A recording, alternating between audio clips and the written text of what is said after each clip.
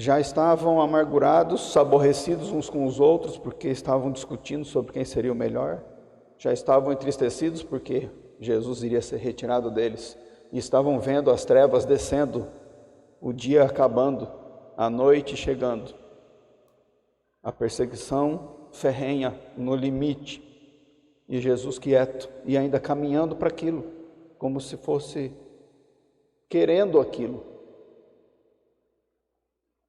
Jesus vivendo no reino de Deus, obedecendo o Pai, buscando fazer a vontade dele, ensinando isso, e a mente deles fixada nas coisas terrenas. Seu horizonte escurecendo. Como nas noites de domingo, não sei se você tem isso, teve uma época que eu tinha. Que delícia, sexta-feira à noite. Vamos descansar, divertir, passear. Aí chega o domingo à noite. Acabou a diversão, amanhã é dia de trabalho, de pressão, de tensão. Vou fazer o que no domingo à noite? Fico em casa depressivo, pensando na semana, para ganhar mal, para aguentar chefe chato, opressor, para um trabalho que não dá muito prazer.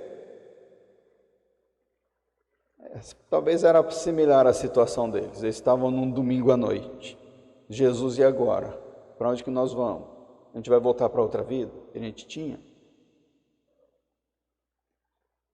Nessa depressão, Jesus olha para quem sofre, cuida dos seus discípulos. No momento em que a mente dele estava ocupando-se exclusivamente das questões humanas, Jesus começou a envolver eles numa outra realidade. Isso vocês veem se vocês lerem João 11:17. Uma nova vida. Começou a colocar na mente deles a vastidão dos lugares celestiais. Um mundo além onde a esperança reina. Um mundo dos anseios cumpridos. A habitação eterna das almas perdidas. Um mundo puro, isento de pecado, violência, maldade, corrupção ou iniquidade.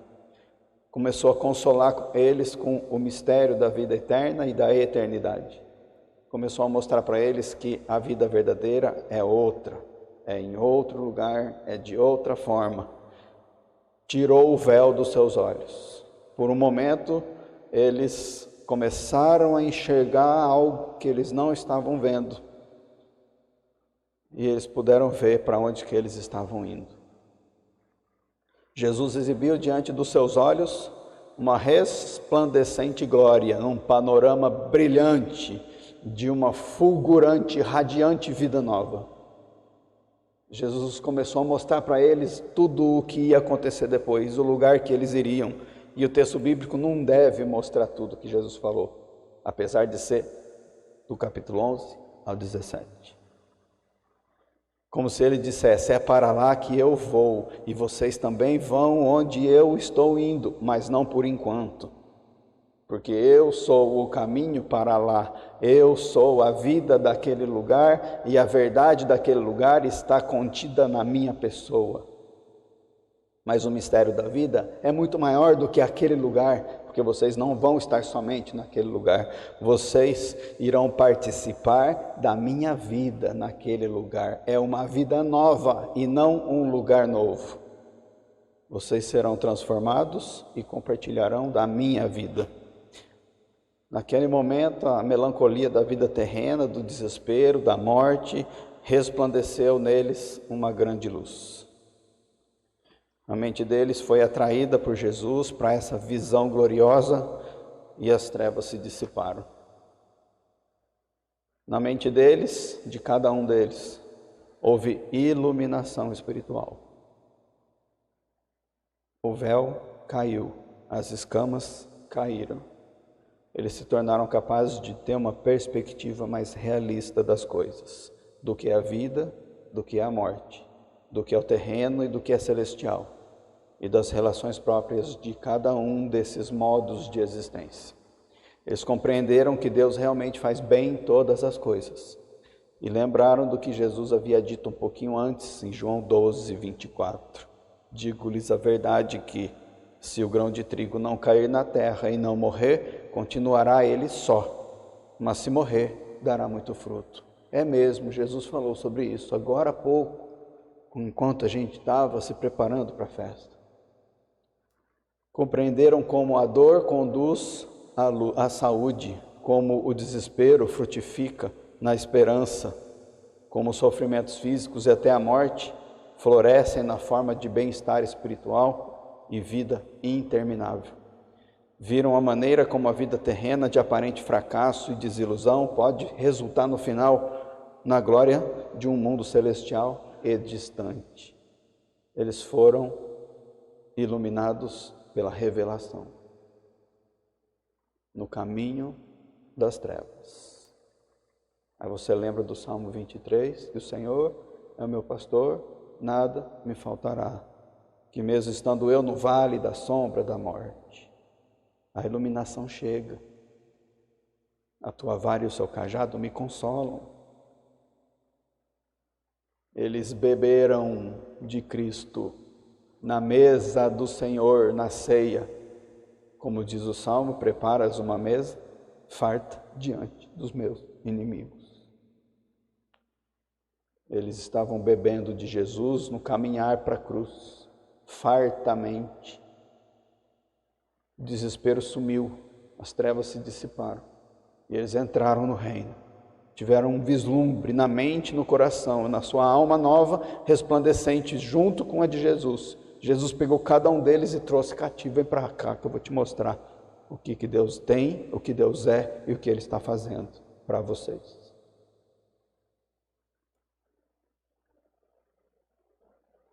Eles ficaram atordoados com essa visão. Porém, ela não durou muito. Chegou Judas. Antes de Judas, eles dormiram, em vez de orar. A carne já voltou a florescer. Judas chegou, fez o que fez, deu um beijinho no Senhor. E aí as trevas chegaram no limite máximo. E eles tropeçaram, hesitaram e só não caíram definitivamente porque eles tinham acabado de ser iluminados pelo reino. As sublimes visões que Jesus deu para eles ainda estavam latentes na sua mente. Foi por isso que eles não caíram definitivamente nas trevas. Porque Jesus sempre consola os desanimados, os moribundos, os aflitos, os destituídos de alguém que morreu, os que estão em crise. Passada a tempestade da morte e do luto de Cristo,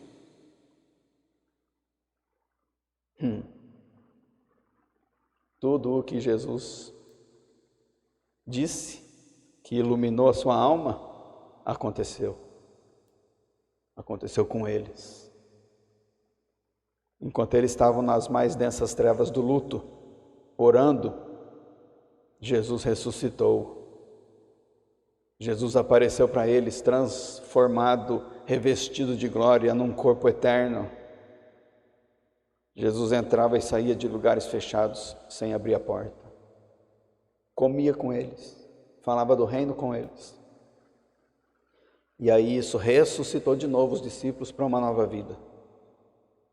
A imortalidade de Cristo é real. Nós vimos, nós ouvimos, nós tocamos, nós comemos e bebemos com Ele.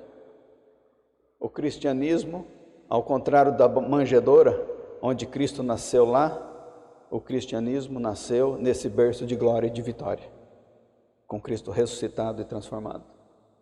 Porque o grão morreu para algo novo nascer e gerar muitos outros frutos, para que muitos outros acompanhassem mesmo essa morte e esses novos frutos.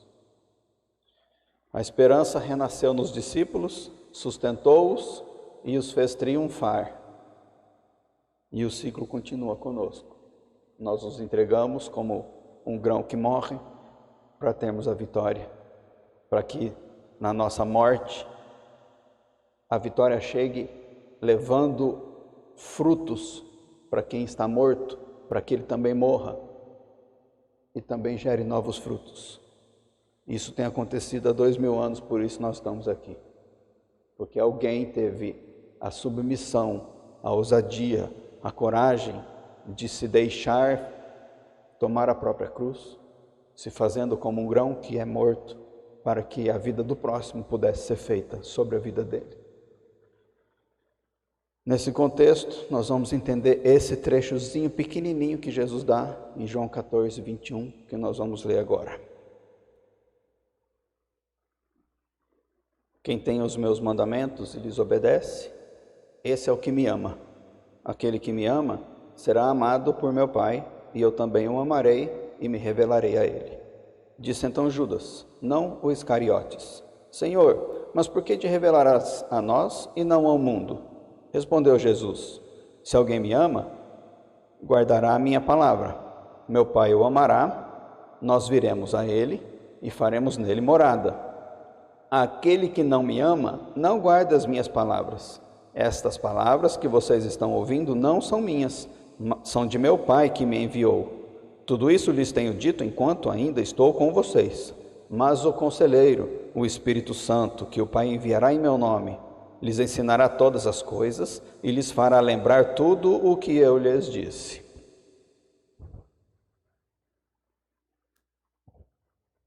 São duas coisas principais que nós temos no nosso texto. Duas exigências, duas condições para que todas essas promessas se cumpram. São duas coisas que Deus exige de nós e que Jesus ensinou, exortou. Primeiro, ter os seus mandamentos. Segundo, obedecê-los. Nós temos que entender o que é cada uma dessas coisas para depois nós falarmos rapidamente sobre as 4 intenções de Deus para esses que têm e obedecem. Porque isso foi um dos consolos que Jesus deu no caminho para a morte para os seus discípulos. Primeiro, quem é que tem os seus mandamentos? E o que é ter os seus mandamentos? Quem tem os seus mandamentos, lhes obedece. Quem tem os seus mandamentos é quem é treinado na palavra. É quem sabe o que a Bíblia diz.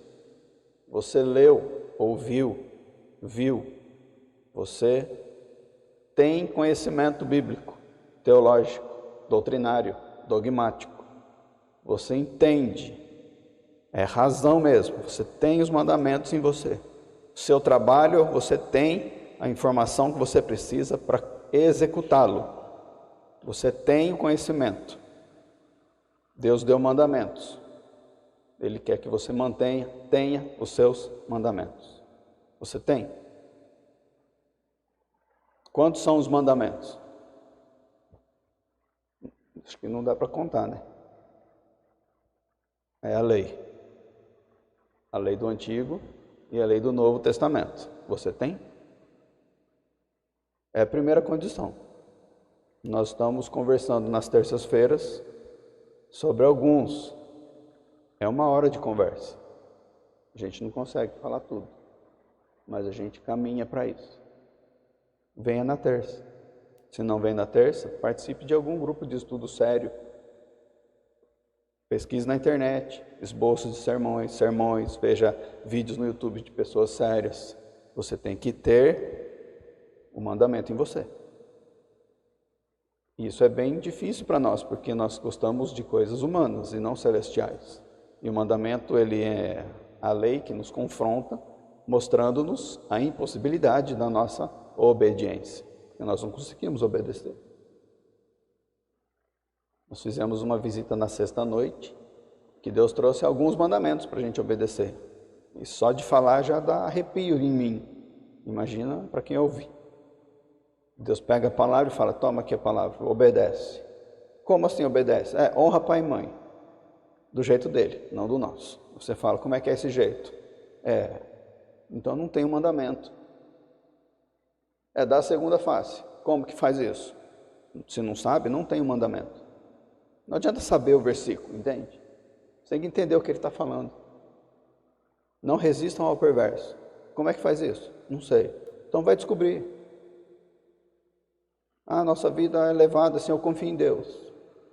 Deus é meu Senhor, é meu Rei, é meu provedor. Mas Ele manda você obedecê-lo como Senhor. E só vai obedecer quem tem. Ter os mandamentos e obedecer. Então você tem, precisa conhecer. Só que o conhecer não fica aí no conhecer. Porque logo em seguida, no versículo 23, ele fala, Se alguém me ama, guardará a minha palavra. Então não adianta só ter, tem que guardar também. O que é o guardar? É você conhecer e armazená-la no seu ser.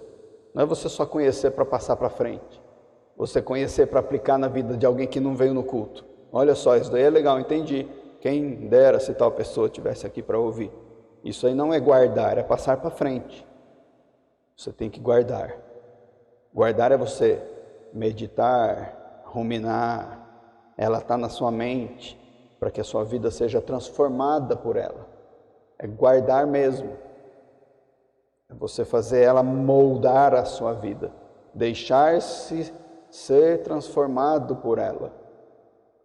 Uma palavrinha só vai mudar algo em você. A Bíblia inteira vai mudar todo o seu ser. Como que nós fazemos isso? Como é possível ter e guardar? Porque nós falamos várias coisas na nossa visita de sexta-feira que não foram retidas. Nós percebemos na hora que a pessoa não escutou o que nós falávamos. Como é que a pessoa é capacitada a ouvir, a entender, para guardar isso na vida dela? Ezequiel 36, 27 disse, do 25 ao 27, aspergirei água pura sobre vocês, e vocês serão puros. Eu os purificarei de todas as suas impurezas e de todos os seus ídolos. Darei a vocês um coração novo e porei um espírito novo em vocês. Tirarei de vocês o coração de pedra e lhes darei um coração de carne. Porei o meu espírito em vocês e os levarei a agirem segundo os meus decretos e a obedecerem fielmente às minhas leis. Quem é que faz? É o Espírito Santo. No seu novo coração de carne. Quem te dá um coração novo é Deus, com o Espírito Santo, capacitando você a absorver, guardar no coração de carne e obedecer depois. É tudo o Espírito Santo que faz. Você só é capacitado. E ele provou isso no último versículo nosso, João 14, 26. Mas o conselheiro, o Espírito Santo, que o Pai enviará em meu nome, lhes ensinará todas as coisas e lhes fará lembrar tudo o que eu lhes disse. É o Espírito que faz. E isso é feito naturalmente. É fácil? Sim, é fácil. Não é você que faz? Sabe por que é fácil? Olha o que diz Deuteronômio 30, 11. Depois de ele dar todas as instruções da lei de Deuteronômio, lá no capítulo 30, ele exige obediência. Não vou ler tudo porque vai tempo. Mas no versículo 11, olha o que ele fala. O que hoje lhes estou ordenando não é difícil fazer, nem está além do seu alcance. Não é. Por que a gente fala que é difícil então? Porque está tentando fazer. Se você tentar, você vai ficar tentando a vida inteira. Tem um texto que eu vou desafiar vocês a fazerem então, para vocês tentarem. Voarão alto como as águias. Vocês concordam que está na Bíblia isso? E é para a gente obedecer? Você tem que voar alto como as águias. Pode ir ali fora, eu vou dar 2 minutos para você tentar. Vai lá fora fazer isso. Aqui não dá, né? Vai lá fora. Ninguém quer tentar? Então, é meio ridículo, né? Não dá para voar alto como as águias do meu jeito. Ah, que legal. Pois é, eu vou falar uma coisa. A Bíblia inteira é assim. Você não vai conseguir perdoar ninguém do seu jeito. Você não vai conseguir caminhar a segunda milha com ninguém do seu jeito. Você não vai conseguir ter a palavra do seu jeito. E nem guardar o mandamento do seu jeito. Não dá. Desiste. É o Espírito quem vai fazer em você. Aí você vai ficar submisso, sentadinho, esperando? Não.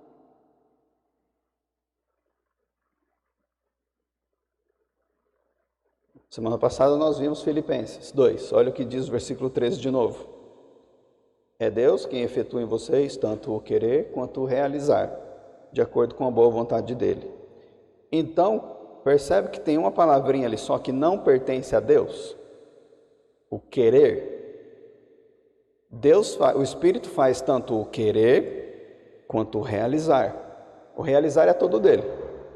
E o querer? Ele faz em você o querer. Ele te dá a vontade de querer. Esse é o seu trabalho. é seguir essa vontade de querer. É querer e não fazer. Quem faz é Ele. Você quer? Nós perguntamos para a pessoa que nós visitamos sexta-noite. Nós estamos aqui para ajudar, mas vocês têm que querer. Deus está querendo que você viva essa vida gloriosa que Jesus falou. Você quer? Ele faz você querer. É só você responder. Você quer pela própria força? Não, também não. É Ele que faz você querer. Então, qual é o seu trabalho? Não tem trabalho, é só falar, eu deixo. Eu deixo. O eu deixo é quando vem a tentação para você usar a língua e você segurar ela, para que Deus use a sua língua no lugar do diabo, no lugar da sua carne. É você parar de andar do jeito carnal e deixar Deus fazer no Espírito. Esse é o seu trabalho. É querer viver no Espírito. Se você quer, não vai conseguir. Ele vai fazer. Como é que ele vai, se você não consegue então? Você pede. Pai, olha o que está vindo na minha língua, mas eu mordi a língua. Eu não estou conseguindo, Pai, mas Espírito Santo, em nome de Jesus, me ajuda. Faz em mim, porque eu não sei fazer. Faz essa oração e põe à prova para ver. Na hora tensa, faz. E se passou a hora tensa, não fez, caiu e pecou, faz a mesma oração depois para restauração. Põe à prova para ver. Arrependimento profundo por causa do pecado cometido. Faz a mesma oração. Pai, errei de novo, não quero mais, me perdoa, me purifica. Espírito Santo, em nome de Jesus, vem me purificar e vem me capacitar. Gente, é na hora, você não tem ideia. O céu desce, o Espírito te enche, Ele manifesta todos os frutos de novo do Espírito, paz, alegria, paciência, bondade, tudo. Ele dá o reino de Deus para você na hora. O problema é que às vezes a gente gosta de ficar ruminando aquele pecado, a gente gosta de ficar com a raivinha acumulada, a gente gosta de não perdoar ninguém, porque é gostoso ter a raivinha e ficar desejando mal para alguém. Olha só o que a pessoa fez para mim, vai lá Deus e desce fogo, como os apóstolos fizeram. Jesus, eles não receberam a sua palavra, quer que a gente manda descer fogo do céu para matar todo mundo? É isso que a gente faz. A gente fica torcendo para dar errado, quando a pessoa é má com a gente. E ainda vai poder falar depois, eu falei, eu avisei, eu sou de Deus, eu previ, eu profetizei. Nós gostamos disso. Mas o texto diz que se você tem os mandamentos, guarda ele e os obedece, você não vai amar isso, você vai amar Deus. E nós temos que entender o que é obedecer. Isso é muito sutil, mas todo mundo tem que entender. São duas coisas muito claras para mim, que Deus mostrou num processo de anos meditando sobre isso. Foi me moldando, me mostrando, até eu entender recentemente isso. Temos duas diferenças que nós precisamos discernir o quanto antes para a gente viver em paz. Porque todo mundo se questiona.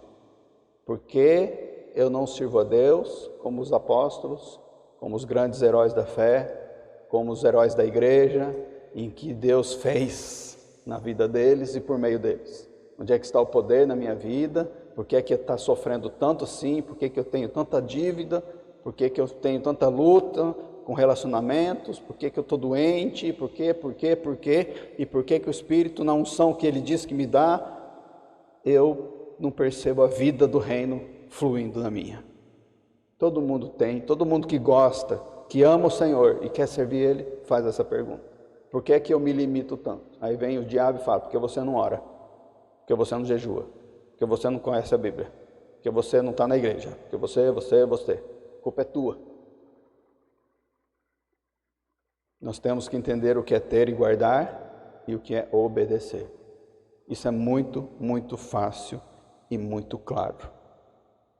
Acontece que quando o Espírito vem sobre a sua vida e a minha, a Bíblia diz que ele dá o dom do Espírito. O Espírito vem como um dom. Esse dom é a pessoa do Espírito. Ele te sela, ele te marca com a marca da promessa. Esse selo acompanha a capacitação para você viver e uma nova identidade. Todo mundo sabe disso, só estou repetindo para a gente pegar a lógica da coisa. Então o Espírito veio sobre você, você entregou a sua vida para Cristo, se submeteu ao seu reinado, ao senhorio, você é agora não mais a pessoa que você nasceu, você é um filho de Deus, uma nova pessoa feita à sua imagem e semelhança, ou à imagem de Cristo, que é o nosso irmão mais velho. Com a nova identidade vem um novo caráter, que é manifestado pelas bem-aventuranças. Então você naturalmente é pobre de espírito, triste pelo pecado, manso, sedento e faminto pela justiça, misericordioso, puro de coração, pacificador e perseguido por causa da justiça. Isso acontece porque você é filho de Deus. Tem que acontecer isso, porque o caráter de Cristo faz a pessoa viver assim, ela é isso. Com isso em mente, você vai manifestar, você tem que conhecer esse mandamento todo que eu falei, do Sermão do Monte, das bem-aventuranças, tem que saber disso, entender o que é ser pobre de espírito, entender o que é ser misericordioso, para você ter o mandamento. E aí pensando nele, porque você já tem, você guarda no coração, para ele te transformar e você realmente manifestar o caráter de Cristo na sua vida. Não é só eu falar para vocês, igual eu falei agora, que você já vai sair daqui andando nisso. Não, guarda esse mandamento. Não entende? Vem conversar comigo que a gente aprofunda nele. Você precisa disso para manifestar a sua nova identidade em Cristo. Só assim você vai manifestar a identidade de Cristo. Mesmo com o pecado que ainda está em você. É possível. Nós lemos ali. Os mandamentos não são difíceis. Assim, com esse caráter novo, começando a se manifestar, porque é um desenvolvimento da vida toda, você vai começar a gerar os frutos do Espírito que te fez ser essa nova pessoa.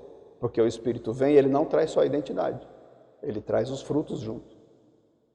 São os frutos de Gálatas 5. Amor, alegria, paz, paciência, bondade, benignidade, mansidão, domínio próprio. Todos os frutos ao mesmo tempo. Então você tem domínio próprio. Lá também tem mansidão, não sei se você reparou nele, é tanto um fruto como uma característica de caráter. Lá você tem paz. Então nada tira a sua paz, porque você tem paz. Você não está com paz, você tem paz. Não é um estado que você perde. É um ser que você tem. Você é paz, porque o Espírito dá paz. Jesus é o príncipe da paz. Dá para a gente falando dos frutos. Não termina hoje o sermão. Dá para a gente falando das bem-aventuranças. Não termina também. São duas coisas que você manifesta naturalmente. Acontece o seguinte, você não quer manifestar, porque a sua carne não gosta disso, porque precisa renunciar para manifestar. Então você quer ser pobre de espírito, sua carne não vai deixar. Aí você pede na oração, que eu expliquei do Espírito Santo. Espírito Santo, manifesta em mim e eu me submeto. Renuncio a mim mesmo, me esvazio, faz eu ser pobre de espírito em nome de Jesus. Aí ele vai começar a fazer. Porque você não vai pedir hipocritamente, né, para não se submeter. Você pede e se submete. Se submeter, ele vai fazer. Aí ele começa a fazer. Conforme ele vai fazendo, você vai sentindo dores. Porque você não quer ser alvo desse processo de purificação que nós lemos de Ezequiel, o lavar purificador da água. Apesar de ser aparentemente como um lavar de mãos, suave, para quem se submete ao Espírito, é meio como que um lava-jato. É aquela água que pega o seu câncer do carvão preto que está grudado em você, e com a força do jato, ele vai arrancar de você aquilo lá. Então não é tão suave assim, porque dói. É um processo de santificação doloroso. E você tem que querer. Por isso que ele tem que te dar o querer para isso. Assim você se submete. Se submetendo a isso, Ele vai fazer. Ele vai fazer você passar por dores, para poder formar o caráter de Cristo em você. Uma vez formado o caráter de Cristo em alguma área da vida, a partir daquele momento você vive aquele caráter. Por exemplo, misericórdia. Bem-aventurados os misericordiosos. Vamos pegar só um exemplo da misericórdia, que é o perdão. Se você não gosta de perdoar, você ainda não desenvolveu o caráter da misericórdia de Cristo. Se você já recebeu, você perdoa. Você obedece perdoando? Não. Você é perdoador, porque o caráter é você. Eu sou misericordioso, logo eu sou perdoador. Eu não sou misericordioso de vez em quando para que eu queira perdoar alguém. Não, eu quero, não, eu sou assim. Então no começo você quer perdoar, não consegue. Fala, Espírito, vem fazer eu fazer isso. O Espírito vai agir em você, porque você vai esvaziar a sua vontade de não perdoar. Você vai na sua emoção falar, eu odeio a pessoa, mas na sua mente guiada pela palavra, vai falar, eu aceito. Eu não quero, mas eu aceito. O Espírito vai falar, então tá, deixa que eu faço. Toma. Isso vai doer em você, porque você tem que renunciar. Quando você renunciou o suficiente para mudar isso em você, você não precisa renunciar mais. Você não vai ter problema mais em não perdoar alguém. Você é perdoador o tempo todo. Então já passa a não ser mais um sofrimento, passa a ser uma paz, passa a ser um deleite. Eu perdoo. Na verdade, eu nem fico magoado mais. Porque eu sei que todo mundo é assim, que eu mereço sofrer, porque eu sei quem eu sou. Se todo mundo me perseguir, todo mundo falar mal de mim, todo mundo me maltratar e todo mundo me matar, é justo, porque eu sei quem eu sou, eu mereço o inferno. Então, quando alguém me faz alguma coisa, glória a Deus, Pai. O Senhor está me colocando no meu lugar. E o Senhor está usando a pessoa que não sabe o que ela está fazendo. Então, perdoa ela, porque eu não tenho mágoa nenhuma, ela não sabe o que está fazendo. Está entendendo a diferença? A pessoa é assim. Aí você pega cada um das características da identidade de Cristo. Se aplicar na sua vida, é Cristo vivo em você. O tempo todo. Naturalmente. Para passar por isso, dói demais. Porque é renúncia demais. E tem muito pouca gente que quer. Já dei esse curso do Sermão do Monte 4 vezes para, no início deles, umas 70 pessoas. Terminou o curso, sei lá, 10. E eu não sei quanto das 10 estão vivendo isso. Porque ninguém quer passar por esse processo doloroso. Mas esse é só um processo de formação de identidade. O outro processo é mais doloroso ainda. Mais doloroso. Porque é um processo de obediência. É como se você fosse enxertado na videira, vamos chamar a videira de árvore da vida. Os frutos da videira são os frutos do Espírito. Você entra na videira, falando, Espírito, eu quero viver em você, quero que você viva em mim. Estou negando a minha árvore errada das obras. Estou negando a minha árvore do conhecimento do bem e do mal, que eu nasci nela. Não quero mais fazer as coisas do meu jeito, achando que eu tenho poder errado. Estou saindo, renunciando. Morri para aquilo lá. Vou mortificar os frutos da árvore do mal. Não vou mais fazer nada do mal. Mas também vou mortificar os frutos da árvore do bem. Eu vou parar de tentar buscar Deus do meu jeito, por exemplo. Eu vou mortificar tudo isso da árvore errada. Eu vou entrar na videira verdadeira, que é Cristo, para receber a seiva de lá. É a árvore da vida que vai me alimentar do reino. O que essa árvore vai gerar? Frutos de vida, que são frutos do Espírito. Assim, eu, como Cristo, andando no Espírito, sou como a árvore da vida, manifestando frutos de vida onde eu vou. Eu sou assim, porque o Espírito habita em mim. O Espírito me selou para isso. Ele me guia na minha vida. Essa é a vida perfeita de um filho de Deus, andando como Jesus andou. É difícil? Depende do ponto de vista. Se você for fazer, é impossível. Mas se Jesus foi fazer no Espírito, já está feito. Não é difícil, é Ele que faz, porque Ele já fez. Ele quer fazer em você de novo. Toda vida que nasce, todo bebezinho, é uma oportunidade nova para Deus pegar aquela vida e fazer Cristo andar nele. Se o bebezinho deixar. Assim, você anda como uma árvore viva gerando frutos de vida. Assim, a misericórdia que faz parte do seu caráter vai se manifestar no fruto, por exemplo, da alegria, da benignidade de olhar o próximo com o olhar de Cristo. A pessoa que está ao seu lado, por pior ou por melhor que ela pareça, ela vai comer do fruto da vida. É esse fruto que gera vida na pessoa. Não é o seu testemunho. Seu testemunho é você andar desse jeito. Mas o fruto da vida, quando ele é usado no dom.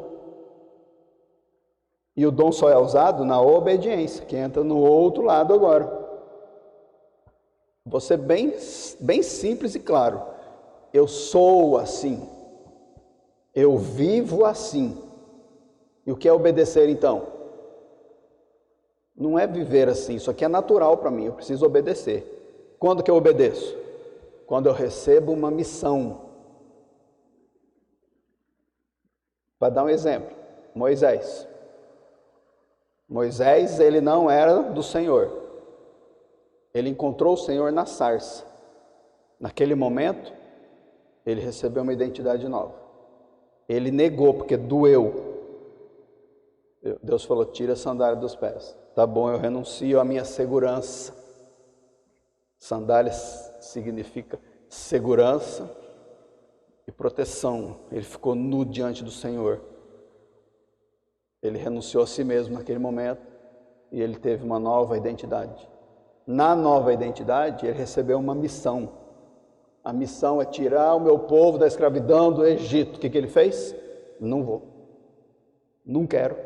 Manda outro. Não sei. Não posso. A missão, na obediência, dói muito mais do que a transformação de caráter. Porque uma vez transformado o caráter, fica leve. É o Espírito que vive nele. Dói enquanto está transformando, mas a dor é menor do que da obediência. Porque da obediência você precisa ter o caráter para obedecer. Com o caráter moldado, você percebe que você não consegue fazer. Moisés teve que abrir o mar. Ele sabia que ele não podia. Ele parou diante do mar com medo. Foi mais uma dor que ele passou. Ele levou uma bronca de Deus. Avança. Ele precisou pisar no escuro. A hora que ele pôs o pé na água, o mar se abriu. Doeu para ele pisar na água, porque ele sabia que se ele pisasse, não iria abrir. A fé é a esperança das coisas que nós não vemos. É difícil de viver na fé, dói. Então, vou pegar o meu exemplo que Deus está me ensinando. Eu tenho o dom de ensino. Eu pego o que Deus faz eu ensinar e me moe doendo para Ele aplicar em mim primeiro. Eu fico com vergonha de cobrar alguém, porque eu sei que é impossível de viver. Eu espero que vocês também entendam, para que ninguém se sinta agredido. Porque do jeito que eu aprendo, Deus vai ensinar vocês. Do jeito que eu sofro, vocês vão sofrer. Do jeito que dói em mim, vai doer em vocês. Esse processo doloroso forma o caráter de Cristo em mim. Em muitas áreas da vida eu deixei isso acontecer. Para mim está fácil viver nessas áreas. Fácil. Porque é o Espírito que faz. Aí eu estou vivendo em paz. E aí eu quero obedecer. Eu estou obedecendo vivendo assim? Não, eu estou sendo filho de Deus quando eu vivo assim. Agora, para eu obedecer, por exemplo, é quando a gente foi fazer a visita de sexta-feira. Eu não queria ir, eu estava cansadíssimo na sexta-noite, não estava afim de conversar com ninguém, eu sabia que ia ser uma visita tensa, mas eu renunciei ao meu sofá, à minha bermudinha, ar-condicionado, pus a minha roupinha, fomos lá para Rolante, que foi lá o atendimento, correndo, suado, depois do serviço, falei, tá bom, vou obedecer. Fomos. Lá, depois de eu ter renunciado a tudo, a mim, não só ao que eu tenho, Deus pegou o meu dom e gerou um fruto lá, para gerar vida em quem ouviu. Se o seu dom for de cura, talvez ele cure alguém. Se o seu dom for de profecia, talvez ele fale sobre alguma coisa mais específica de algum assunto. Doeu para eu ir, mas eu fui. Quando eu fui, Deus pegou o meu caráter e testemunhou para as pessoas: eu sou assim. Isso não foi obediência. Mas na hora que eu precisei abrir a boca para confrontar o pecado, eu oro assim: Deus, se eu vou ter que falar mesmo, eu vou ter que falar mesmo, eu vou ter que falar mesmo. Porque a maioria dos pastores que fazem visitas, e de nós, entre nós, a gente não faz esse confronto de pecado. A gente vai levar um versículo bíblico, que tem promessa. Viu, irmã? Deus tem vitória para você. Fica firme. Vamos orar? Nossa, que benção, o pastor veio aqui, ele orou por mim, agora as coisas vão melhorar. É isso que eles fazem. Deus não faz isso comigo, não. Deus me leva como profeta para falar do pecado. Então ele dá 2 dons para mim, de ensino e de profecia. Aí eu uso dons de profecia para sofrendo, porque eu não gosto de falar de pecado. Para falar para a pessoa: ó, você errou nisso, seu pecado foi esse, dá para você se arrepender, arruma sua vida. O caminho que Deus mostra é esse, o resultado é esse, ó, bênção, bênção, bênção, bênção. Mas tem a condição primeiro. Isso é obedecer. Está claro para vocês? Então são 3 coisas. Pega o mandamento e aprende. E tenha ele com você. Pega o que você aprendeu e medite para deixar ele transformar o seu caráter, para gerar fruto de vida na sua vida. Os frutos do Espírito. Estando assim, esteja de prontidão, porque Deus vai mandar você cumprir missões. Ele vai te mandar e vai te trazer, vai abrir sua boca e vai calar sua boca, vai mandar você abrir a sua carteira ou fechar a sua carteira. Ele vai te usar do jeito dele, na hora dele. E sempre vai doer quando ele fizer isso, porque você não está esperando, não tem planejado aquilo e sabe que não vai conseguir fazer. Está claro isso? Então, para terminar rapidinho, 10 minutos, já passei do horário, vamos pegar o restinho do nosso texto e vamos descobrir o que Deus tem para esses que obedecem. Só mais um detalhe importante: no Antigo Testamento a obediência era na lei pelas obras humanas.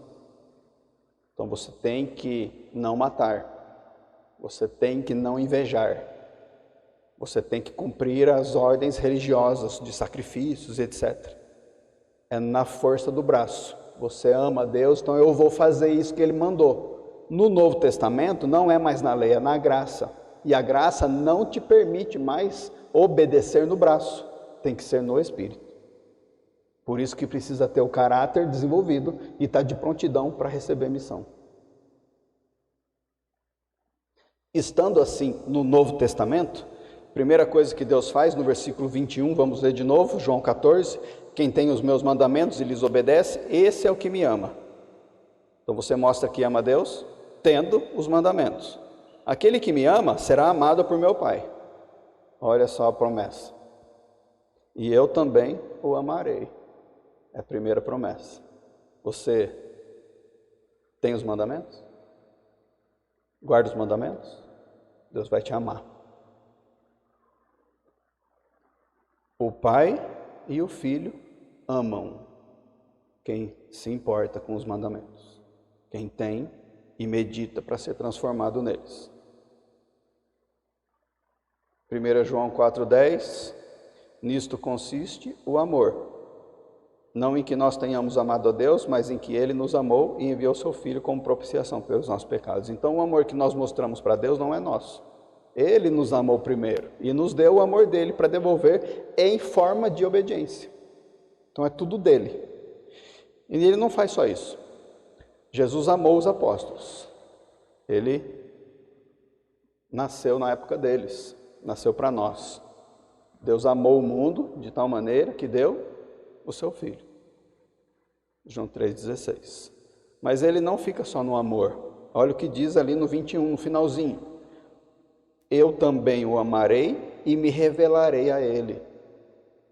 Nossa, revelarei. Jesus já se revelou para você? O que ele revelou? Para mim ele já revelou muitas coisas. Uma delas, por exemplo, que quando eu não queria perdoar, que a mão dele é pesada. Isso foi uma revelação. Algumas vezes eu já tive. Quando eu não queria pedir perdão, ele me revelou o peso da mão dele sobre mim. Ah, você errou e não vai pedir perdão? Eu perdia noites de sono. Sério. Espero que vocês passem por isso. Que a mão do Senhor é pesadíssima. Porque tem que obedecer. Se não obedecer, aí de mim se não obedecer. O que Deus em Jesus já te revelou? Ele te revelou o amor dele? Quando você pediu perdão e a paz veio? Ele já revelou para mim isso. Então Deus é bom demais, porque Ele é justo e Ele é amoroso ao mesmo tempo. Ele quer o nosso melhor. Ele quer se revelar para você. Sabe como que Ele se revela? Na Bíblia. É um ciclo maravilhoso, uma bola de neve que vai só aumentando. Um círculo virtuoso que você recebe a fé, lendo a palavra, medita nela, guarda ela, vive nela, e aí Ele te dá a revelação maior sobre ela.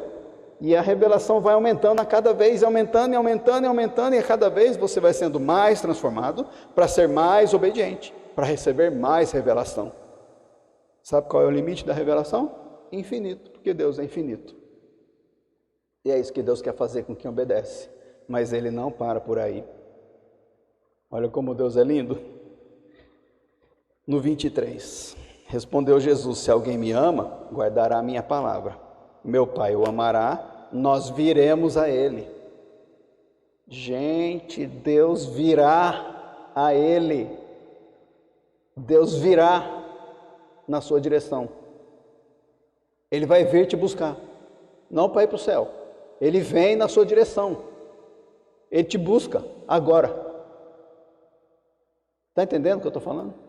Deus não está lá parado olhando para você. A gente fala: Deus, ouve a nossa oração. Deus, inclina o seu rosto para nós. Deus, desce para andar no nosso meio. Não é isso não. Ele olha para você que obedece e Ele vem para você. Ele te procura, te busca. Está escrito aqui, ó: viremos a Ele. O que você faz de oração, por mais intenso que seja, de clamor com lágrimas, o que você faz de jejum para buscar Deus, o que você busca na palavra orando, mesmo que seja o dia todo, em estudo, meditação, tudo que você faz servindo o próximo, tudo que você faz trabalhando para a igreja, tudo que você faz ajudando o pobre, é você que está buscando Deus. Para com tudo e obedece.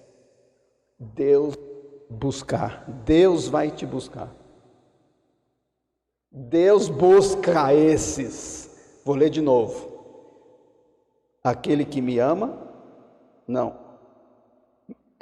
Jesus, se alguém me ama, guardará a minha palavra. Meu Pai o amará, nós viremos a Ele.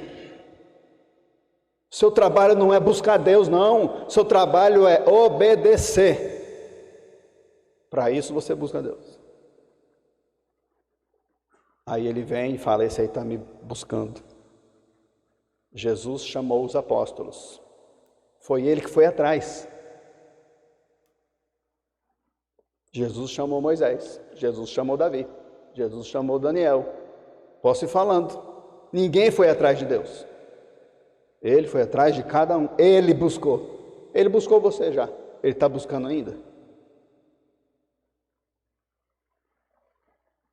Jesus andou com eles, ensinou eles, doou-se a eles e faz isso com você e comigo. E olha só Isaías 6,8, lembra? Simples. Então ouvi a voz do Senhor conclamando: quem enviarei? Quem irá por nós? Por que ele está perguntando? Porque ele não está achando ninguém. Quem enviarei? Teve uma situação que eu precisei enviar uma mula. Quem eu enviarei agora? E o profeta falou: eis-me aqui. Me encontre. Eu vou te obedecer, me envia. Olha em Atos 13, Novo Testamento.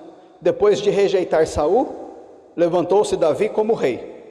sobre quem testemunhou: encontrei Davi, filho de Jessé, homem segundo o meu coração, ele fará tudo o que for da minha vontade. Deus falou: encontrei Davi.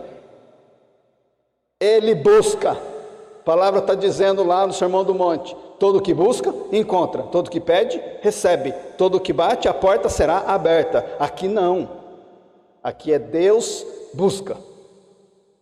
Deus te busca se você obedece. Você quer ter proteção de Deus? Não vai não na torre segura dele não, faz ele te buscar.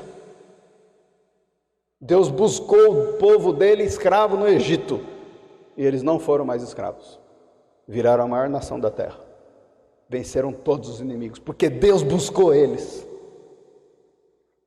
E olha em João 4:23, antes do nosso texto: no entanto, está chegando a hora, e de fato já chegou, em que os verdadeiros adoradores adorarão o Pai em espírito e em verdade. Quem são esses? São esses os adoradores que o Pai procura. O Senhor, pelo Espírito Santo, no começo da criação, pairava sobre a face do abismo. Hoje o Espírito Santo está sobre cada centímetro da nossa criação, aparentemente procurando os adoradores em espírito e em verdade. Ele está procurando, ele está passando por você e não está encontrando. Por quê? O Espírito habita em você e ele ainda não está te encontrando. Por quê? Qual é o muro que tem separando o Espírito que habita em você da sua vontade de querer? Qual é o pecado que construiu esse muro? Qual é o ídolo que levantou um poste, que travou o seu querer? Quebra esse poste, destrói esse ídolo. Mas ele não para por aí. Olha, meu Deus, o que é isso? Isso que é amor. Versículo 23, no finalzinho, depois do viremos a ele, diz: e faremos nele morada. Nós. Se você me chamar na sua casa e ela tiver um nojo, primeiro que eu vou ter que te envergonhar falando para você limpar a sua casa. Segundo que se ela tiver nojenta da segunda vez, eu não vou entrar. Não quero pisar no lixo. Você acha que Deus entra? Olha a ordem, o aviso. Toma cuidado com os demônios na sua casa, porque se eu tirar o demônio da sua casa e você não manter ela limpa, esse demônio que saiu vai voltar com outros 7, e a sua situação vai ficar pior do que estava.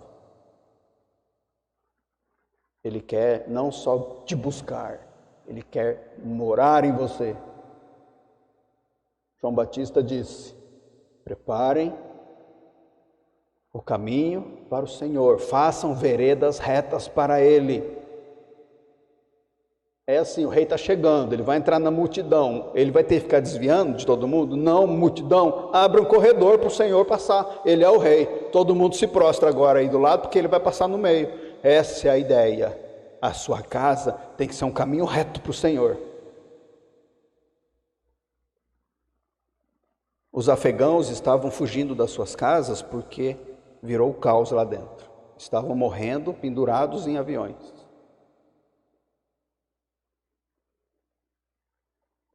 Jesus, quando morreu,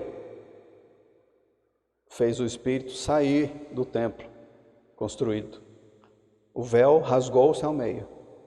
As rochas fenderam e não existia mais Santo dos Santos. Ele mudou de endereço. Em Pentecostes, ele desceu sobre a igreja, sobre mim, sobre você, para habitar. Você já teve o seu Pentecostes? Ou foi só um selo da promessa? Você está obedecendo para isso? Os hebreus, quando saíram do Egito, eles obedeceram a Deus. Eles não foram para qualquer lugar. Deus mandou: leva eles para o deserto para me cultuar na montanha. Eles foram e obedeceram. Depois, leva eles agora para entrar na terra que eu vou dar. Eles obedeceram. Depois, leva eles agora para derrubar os muros e matar os inimigos. Eles obedeceram. Depois, leva eles agora para fazer doações muito grandes para construir o meu tabernáculo. Eles obedeceram. Agora, façam eles construir o tabernáculo do meu jeito. Eles obedeceram. Depois que Deus fez? Desceu para habitar no meio deles. Porque eles obedeceram. São missões específicas. Quando a pessoa no meio do povo não tem o caráter de Cristo, ela vai desfrutar das bênçãos do povo de Deus por estar no meio do povo de Deus, onde Deus habita, mas ela vai ser condenada pela sua iniquidade. Não deixe isso acontecer com você. Seja idêntico a Cristo no Espírito e obedeça também, junto com a igreja, para que você não seja condenado pela sua iniquidade, mas que o inverso das promessas te atinjam.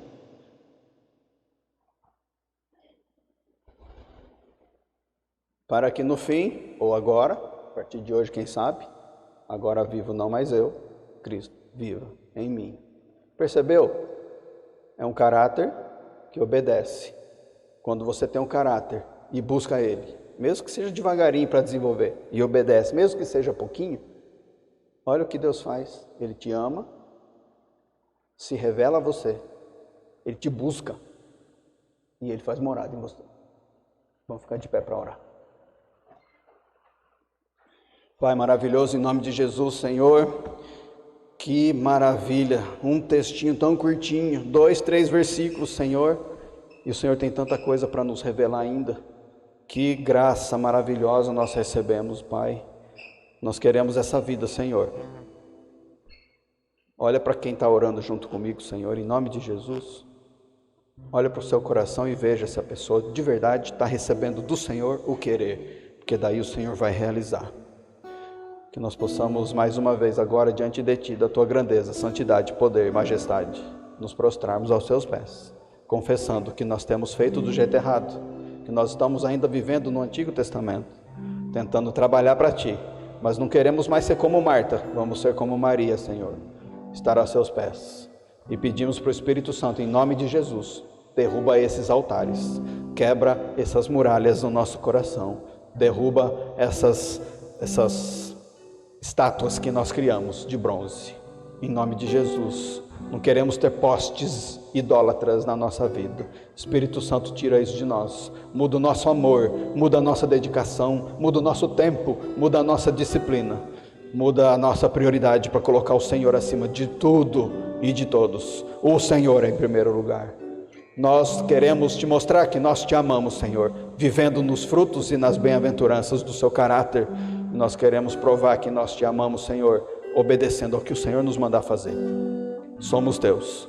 E aí nós pedimos em nome de Jesus, pela tua misericórdia, pela tua graça derramada no teu amor, em nome de Jesus, mostra o teu amor maior por nós, revela Cristo a nós, em nome de Jesus, nos encontre, Senhor, nos encontre.